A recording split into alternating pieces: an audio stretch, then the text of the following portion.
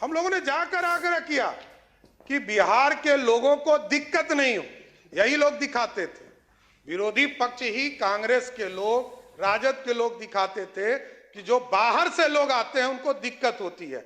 इस बार 12,500 ट्रेन बिहार में स्पेशल चलाकर बिहार को लोगों को लाने का काम किया। और स्वाभाविक ये लोग अब इस प्रश्न उठा रहे हैं, जिसने इलेक्शन कमीशन को पॉकेट में रखा है, लोकतंत्र की हत्या की है, और नीतीश कुमार जी यहां मुख्यमंत्री हैं। यदि जेपी आंदोलन में जेल नहीं गए होते तो आज इतना बड़ा लोकतंत्र का नेता नहीं बने होते। उसका कारण कौन था? कांग्रेस पार्टी। यही लोग बोल रहे हैं। जिस लालू प्रसाद जी को कहा गया कि गरीबों का बेटा, गरीब गुदरी का लाल बेटा। माननीय सदस्यगण, सदन की राय से आज के निर्धारित कार्य पूरे होने तक बैठक की अवधि विस्तार की जाती है। बोले जाए। आदरणीय अध्यक्ष जी, बहुत स्पष्ट है, सरकार की नीति एकदम स्पष्ट है। लालू प्रसाद जी मुख्यमंत्री बने, जिस जिस नारा को उन्होंने दिया वही नारा उन्होंने तोड़ने का काम किया। और स्वाभाविक है, कई हमारे साथी ने कहा कि अब तो लालटेन युग ही समाप्त हो गया, अब तो घरों में बिजली है। और बिजली बिल सिर्फ सत्ता पक्ष का नहीं, विरोधी दल के नेता का भी बिजली बिल आता है तो 125 यूनिट माफ कर कर आता है। यह नीतीश कुमार की सरकार है, किसी को छोड़ते नहीं है। 1 करोड़ 90 लाख परिवार है जिसके सभी परिवार को 125 यूनिट बिजली मुफ्त हम देते हैं। और जानकारी लीजिएगा और विस्तार से, आपको माननीय सदस्य अभी नहीं आई हैं, आगे और अब विचार विस्तार से देखिएगा। सब्सिडी और अधिक देते हैं। और मैंने स्पष्ट तौर पर कहा कि मुख्यमंत्री हो, विरोधी दल का नेता हो या आम गरीब हो, बिहार की सरकार ने जब पॉलिसी बनाया कि 125 यूनिट हम सबको देंगे तो सबको देने का काम किया, किसी को छोड़ने का काम नहीं किया। और मैंने वो दिन भी देखा है माननीय अध्यक्ष जी, जब कांग्रेस की सरकार थी, यूपीए की सरकार थी, यूनाइटेड फ्रंट की सरकार थी, वो दिन भी हम लोगों ने देखा है कि जब कांग्रेस का राज था, सर्किट हाउस में बैठकर तय किए जाते थे कि कौन चुनाव जीतेगा, कौन हारेगा। हमारे लोग तो 30 वोट से हार गए। आप पूछिए, यहां बैठे हैं भाजपा के विधायक, 30 वोट से हमारे चुनाव हार कर आए। सत्ता का दुरुपयोग करना होता तो हमारे लोग चुनाव जीत कर आए होते। ये समझिए, आप ये समझिए, ये लोकतंत्र है, ये लोकतंत्र है। और हमारे लोग हजार वोट के नीचे कितने लोग आए, ये हार कर आए, ये भी बताना चाहता हूं।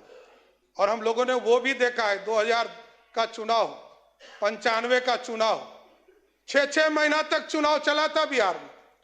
और जो चुनाव कराने वाले इलेक्शन कमीशन के कमिश्नर थे, वो कांग्रेस के सदस्य बनते थे, राज्यसभा के सदस्य जाते थे।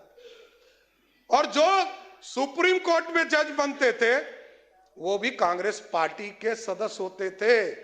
कभी जज बनते थे, कभी राज्यसभा जाते थे।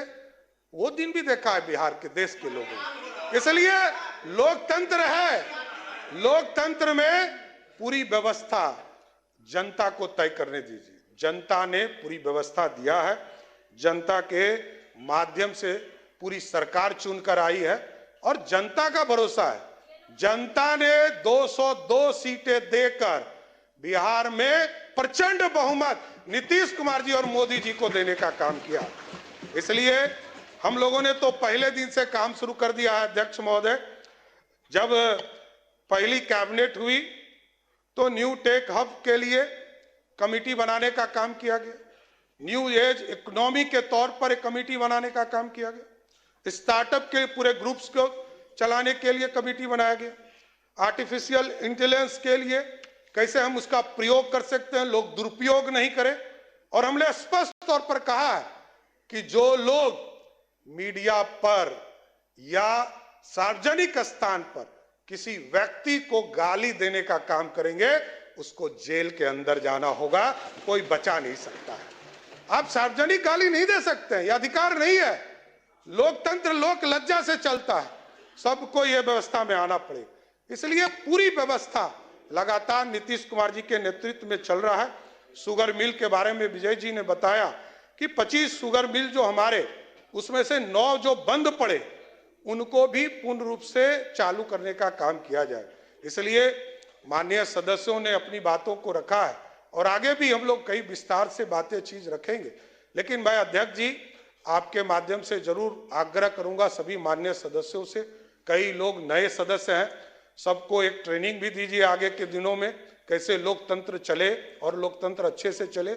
लेकिन आज जरूर आग्रह करूंगा कि राज्यपाल अभिभाषण में जो आज वाद विवाद हुआ है इसको आप लोग पारित करने का काम करें और महामहिम राज्यपाल को धन्यवाद देने का काम जरूर इस सदन करे। धन्यवाद।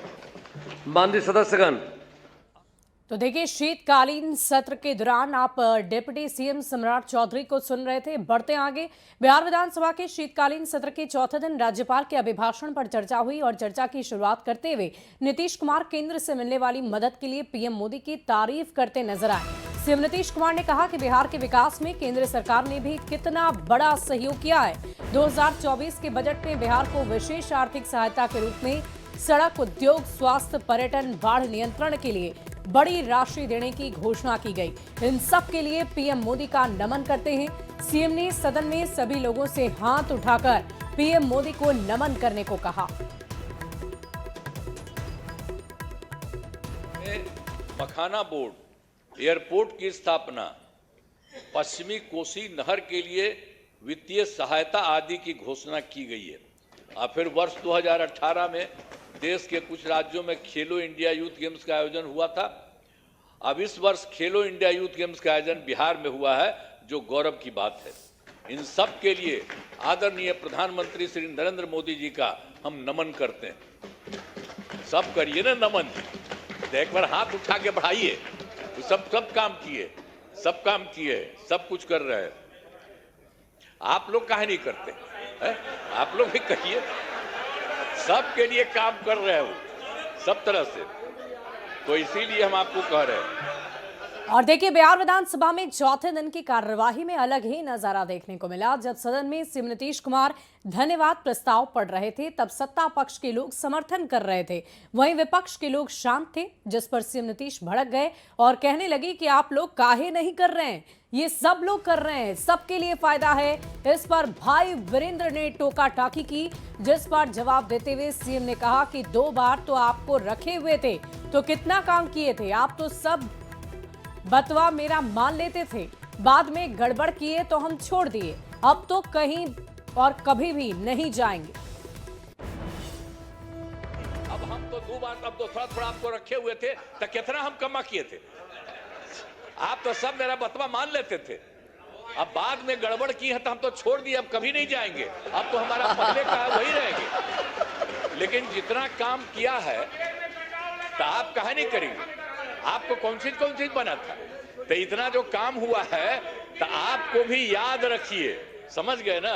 तो इन्हीं शब्दों के साथ बाकी सब कर रहे हैं ना, तो हाथ उठा के बताइए, बहुत बहुत बधाई, हाथ दीजिए आप लोग। और विधानसभा में सीएम नीतीश कुमार ने केंद्र से मिलने वाली मदद के लिए पीएम मोदी की जमकर तारीफ की। इन योजनाओं के लिए पीएम मोदी को नमन किया, जिस पर विपक्ष ने पलटवार किया है।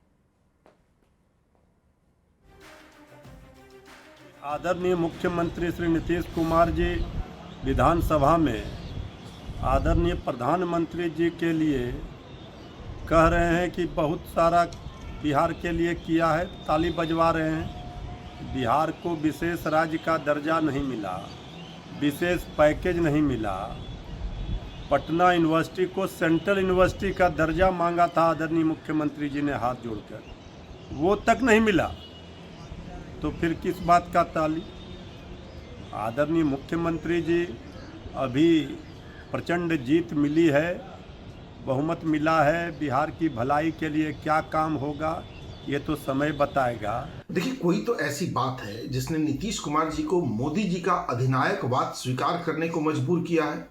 जो समाज में आम चर्चा है वो ये है कि कोई क्लू, कोई सबूत मोदी जी के हाथ ऐसा लग गया है जिससे नीतीश कुमार जी इतने मजबूर हो गए हैं कि वो अब मोदी जी को ईश्वर मानने को तैयार है। पता नहीं कुछ दिनों बाद मूर्ति बना के पूजा न करने लगे।